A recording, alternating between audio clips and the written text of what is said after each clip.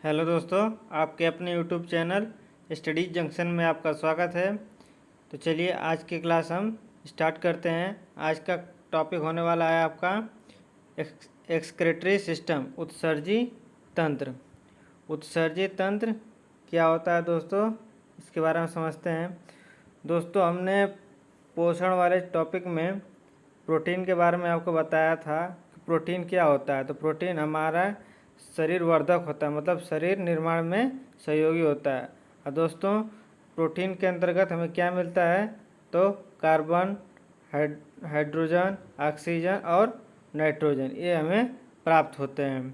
दोस्तों, जब हमारे प्रोटीन का पाचन होता है, दोस्तों प्रोटीन का पाचन कहाँ होता है, इसे भी हमने बताया था। तो प्रोटीन का पाचन दोस्तों होता है ग्रहणी में। दोस्तों, जब प्रोटीन का पाचन हो जाता है तो सब कुछ तो पाचन हो जाता है, लेकिन उसमें से पाचन होने के बाद कुछ अवशिष्ट हमारे शरीर में रह जाते हैं। और उन अवशिष्टों को दोस्तों हम अपने शरीर में रख नहीं सकते हैं, तो उन्हें निकालना होता है। और जो अवशिष्ट होते हैं वो किस रूप में होते हैं, तो नाइट्रोजन युक्त होते हैं। और इन अवशिष्टों को त्यागना, मतलब शरीर से निकालना ही उत्सर्जन कहलाता है। और जो उत्सर्जन होता है दोस्तों, हमारे शरीर में कई माध्यमों से होता है, जिसमें से कुछ हमने आपको दिखाया। जैसे मान लीजिए हमारा बॉडी है, इसमें से उत्सर्जन एक स्किन के रूप में भी होता है, स्किन से भी होता है। स्किन से कैसे कि स्किन से हमारे जब धूप लगती है, कोई वर्क करते हैं, मेहनत करते हैं, तो स्किन से पसीने के रूप में हमारा उत्सर्जन होता है। फिर लंग से उत्सर्जन होता है दोस्तों, CO2 निकाल कर।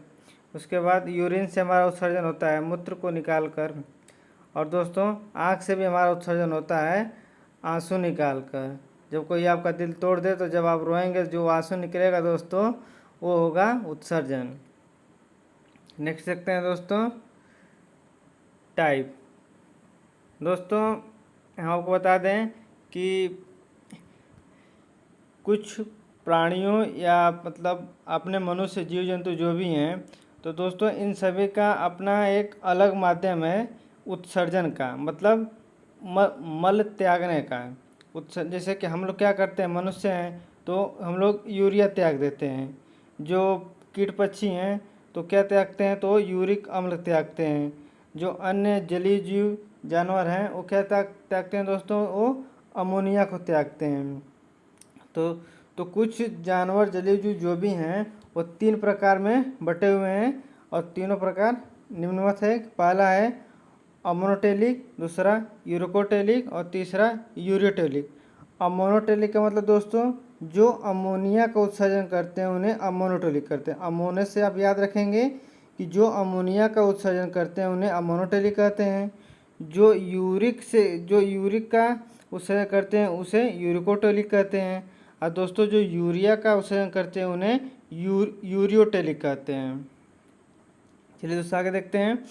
दोस्तों, हम आपको समझाने के लिए एक बात ले रहे हैं कि आपने शराब पी होगी, नहीं पी होगी, तो आपने देखा होगा कि शराब के कई वैरायटी हैं, जिसमें से कुछ जहरीले टाइप में आते हैं, जैसे रम, विस्की। ये जो हार्ड क्वालिटी के जो होते हैं, उनमें दोस्तों जब हम उन्हें पीते हैं तो पीने से पहले क्या करते हैं, उनमें जितनी ज़्यादा वो हार्ड क्वालिटी के होते हैं उनमें अधिक मात्रा में हम पानी मिलाते हैं। दोस्तों, हम पानी इसलिए मिलाते हैं कि उनके जहरीले गुण या पदार्थ को हम डाइल्यूट कर सकें, उनको नष्ट कर सकें। अन्य भाषा में आप समझ सकते हैं कि मान लीजिए आप कोई तीखी दवाई खा रहे हैं, कड़वी दवाई खा रहे हैं, तो जब आपको ज़बान पर कड़वा लगता है तब क्या करते हैं, उसको नष्ट करने के लिए आप मतलब पानी को अधिक मात्रा में ग्रहण करते हैं। पानी को अधिक मात्रा में ग्रहण करने से क्या होता है कि उसकी कड़वाहट कम हो जाती है। एक मिनट दोस्तों, हाँ, उसकी कड़वाहट कम हो जाती है। तो हम क्या समझाना चाहते थे दोस्तों कि मतलब जो जितना जहरीला है उसे उतने अधिक पानी की आवश्यकता होती है। तो हमारा टॉपिक यहाँ शुरू हुआ था कि अमोनियोटैलिक क्या होता है। तो अमोनियोटैलिक मतलब जो अमोनिया का उत्सर्जन करते हैं वो अमोनियोटैलिक कहलाते हैं। दोस्तों, ये अमोनियोटैलिक जो होते हैं बहुत सर्वाधिक जहरीले होते हैं।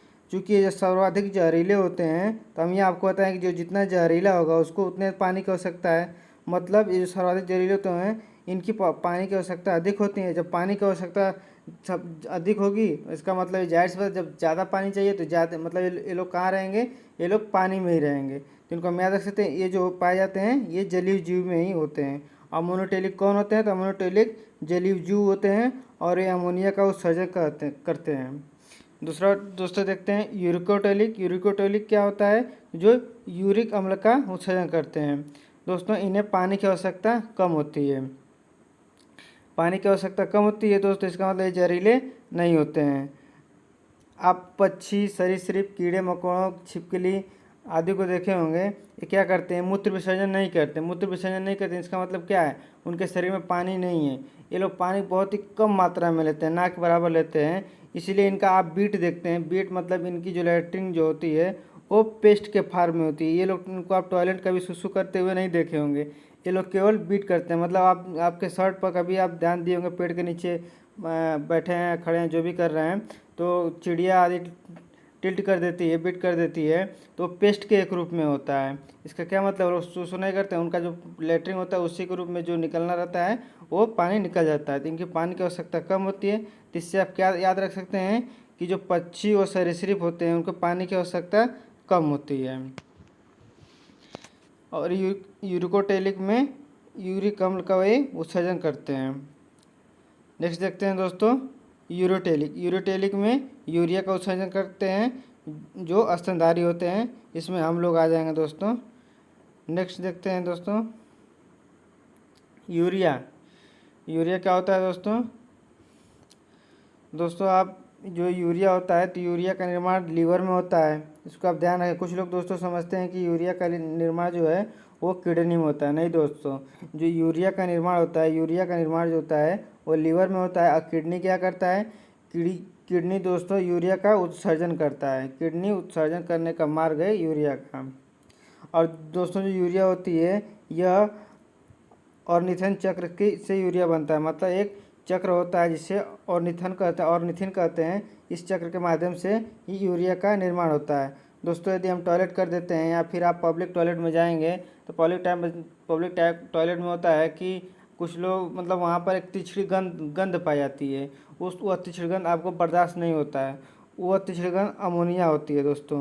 मतलब टॉयलेट करने के 3-4 घंटे के बाद वह जो टॉयलेट आप किए हैं वह टॉयलेट अमोनिया के रूप में कन्वर्ट हो जाता है, बदल जाता है।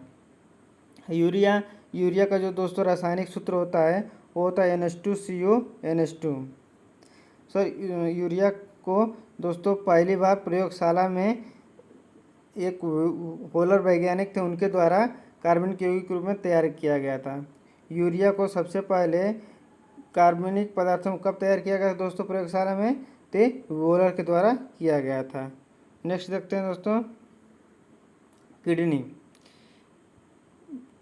हमारा मेन टॉपिक आज का किडनी ही है। देखिए दोस्तों एक किडनी बना हुआ है, किडनी आप ध्यान से देख रहे होंगे, ये जो बना हुआ है ये सी टाइप का, इसको आप ध्यान से देखेंगे तो आप जाना पहचाना लगेगा। ये जो आकृति है इसको आप घरों में देखे होंगे, जो सेम खाए होंगे सेम, तो सेम का जो बीज होता है दोस्तों इसी आकार का होता है। तो किडनी दो होती हैं, एक लेफ्ट साइड और एक राइट साइड होती हैं दोस्तों। जो किडनी का ऊपरी भाग होता है उसे हम कार्टेक्स कहते हैं, और जो किडनी का आंतरिक भाग होता है उसे मेड्यूला कहते हैं। और दोस्तों किडनी के अंदर लाखों मात्रा में नेफ्रॉन पाए जाते हैं। नेफ्रॉन क्या होता है दोस्तों, तो नेफ्रॉन जो होता है वो किडनी का क्रियात्मक इकाई है दोस्तों। किडनी के ठीक ऊपर एक छोटा सा बिंदु दिख रहा होगा, गोला दिख रहा होगा, यह एड्रिनल ग्रंथि है। एड्रिनल ग्रंथि क्या होती है दोस्तों, इसी को हम करो मरो ग्रंथि करते हैं, करो नहीं लड़ो या मरो ग्रंथि, डू एंड डाई। मतलब दोस्तों यदि आपके सामने यदि शेर आ गया तो उससे लड़ो या भागो। मतलब उस शक्ति का विकास कौन सी ग्रंथि करती है, तो एड्रिनल ग्रंथि करती है। ये हम आपको बता दिए, आपका किडनी है और सेम के आकार का होता है। दोस्तों किडनी से 2 नलिकाएं निकली हुई हैं, आप देख रहे होंगे, एक ये और एक ये।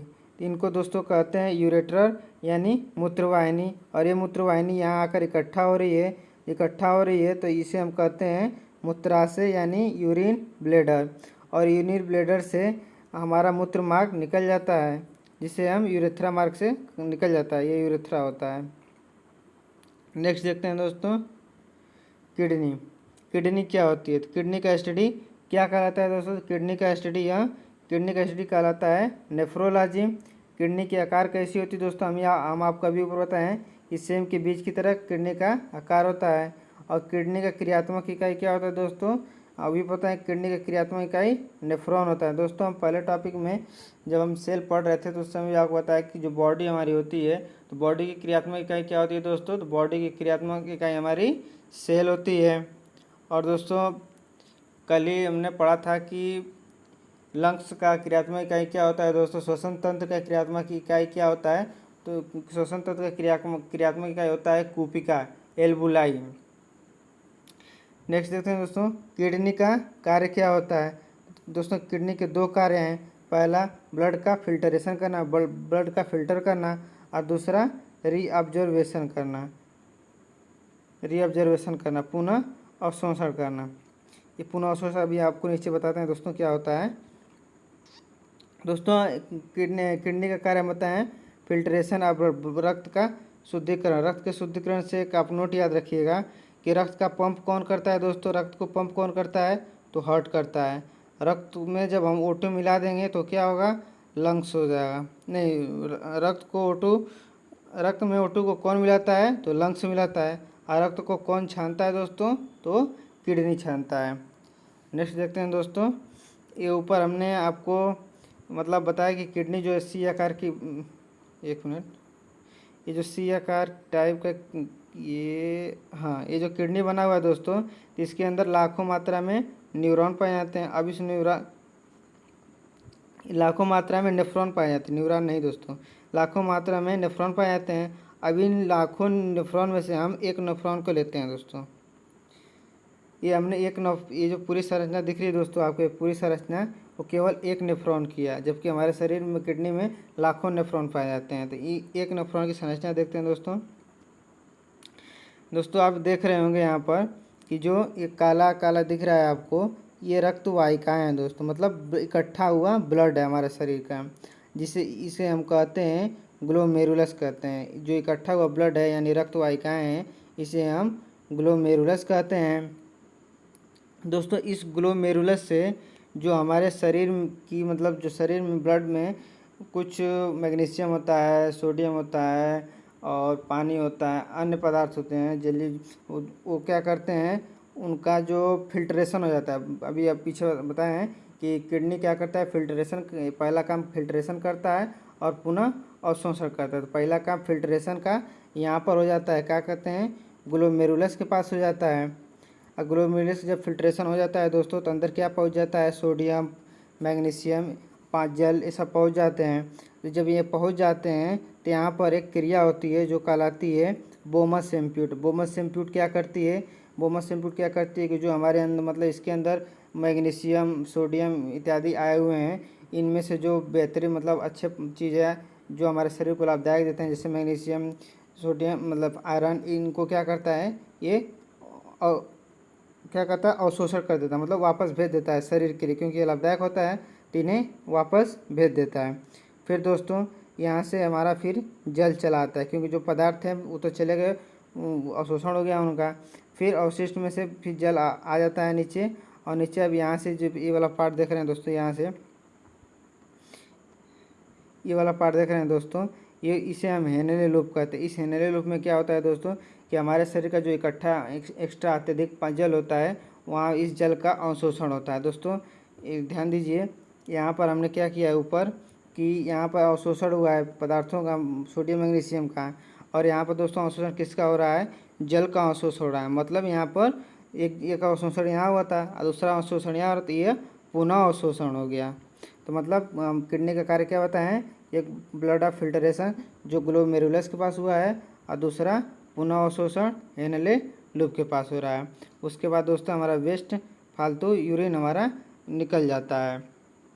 दोस्तों अक्सर एग्जाम में क्वेश्चन पूछा जाता है दोस्तों, अक्सर एग्जाम में क्वेश्चन पूछा जाता है कि जो हमारा ऊँट होता है, ऊँट में जो जल का अवशोषण होता है वो किस माध्यम से होता है? मतलब जो ऊँट में जल का अवशोषण होता है वो अधिकतर मात्रा में होता है किस लूप के कारण होता है दोस्तों? तो होता है हेनरी लूप के कारण, मतलब यहाँ पर एक्स्ट्रा जल हमारा एक्स्ट्रा जल का अवशोषण होता है। जानते हैं ये रेगिस्तान में रहता है दोस्तों, उससे पानी कमी होती है, तो इस हेनरी लूप के कारण ही ऊँट के अंदर एक्स्ट्रा जल का अवशोषण होता है। नेक्स्ट देखते हैं दोस्तों, यूरिन, मूत्र। दोस्तों यूरिन का रंग जो होता है हल्का पीला होता है, और यूरिन दोस्तों हम एक दिन में 1.5 से 2 लीटर तक बहा देते हैं, मतलब निकाल देते हैं दोस्तों।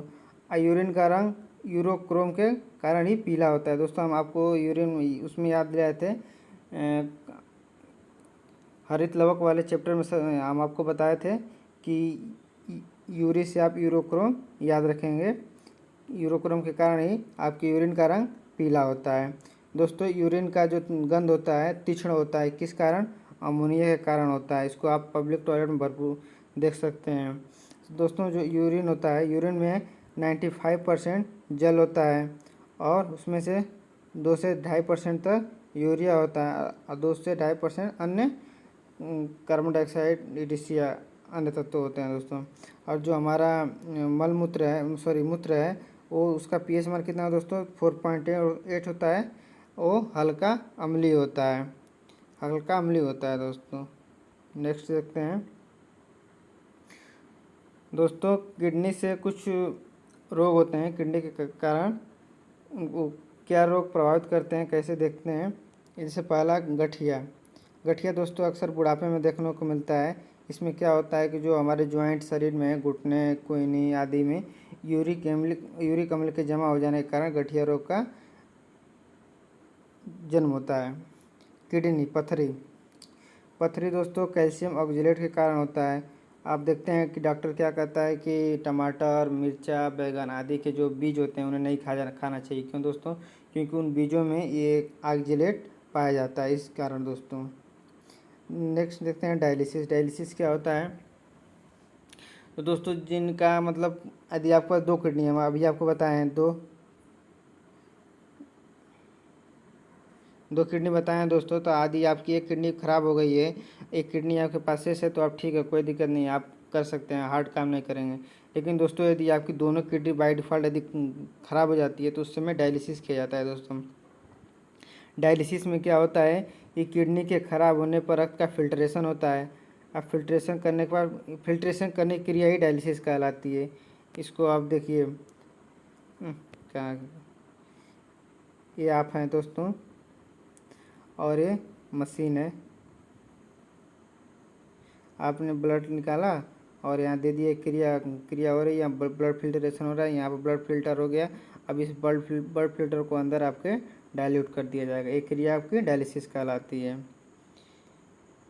आर्थ्रोपोडा दोस्तों, आर्थ्रोपोडा एक जीव है। आर्थ्रोपोडा का उत्सर्जन क्या होता है? तो आर्थ्रोपोडा का उत्सर्जन आप इसको याद रखेंगे, मैल्फिथियन नलिका के माध्यम से इसका उत्सर्जन होता है। और दोस्तों अक्सर एग्जाम पूछा जाता है कि हाइलम कहाँ पाया जाता है? तो हाइलम किडनी में ही मिलता है। ये था दोस्तों आज की आपकी क्लास कैसी लगी कमेंट करके ज़रूर बताइएगा दोस्तों। ये थी कल की क्लास, यदि क्लास आपने नहीं किया है तो कर लीजिए। कल हमने रेस्पिरेशन सिस्टम, श्वसन तंत्र को बताया था। नेक्स्ट देखते हैं दोस्तों क्लास कैसी लगी अच्छी लगी लाइक कीजिएगा, कमेंट कीजिएगा, और चैनल पर नया है तो चैनल को सब्सक्राइब कीजिए और बेल आइकन को प्रेस कर दीजिएगा। Thank you student.